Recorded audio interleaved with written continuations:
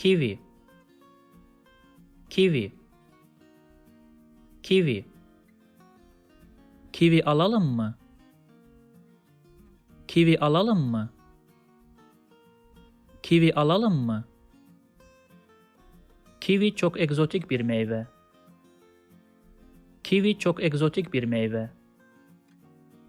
Kivi çok egzotik bir meyve. Bence kivi sevmeyen insan yok. Bence kivi sevmeyen insan yok. Bence kivi sevmeyen insan yok. If you like this video, please subscribe to my channel below for more videos on Turkish grammar, vocabulary and pronunciation. Also, if you think this video can benefit somebody else, please share it with them.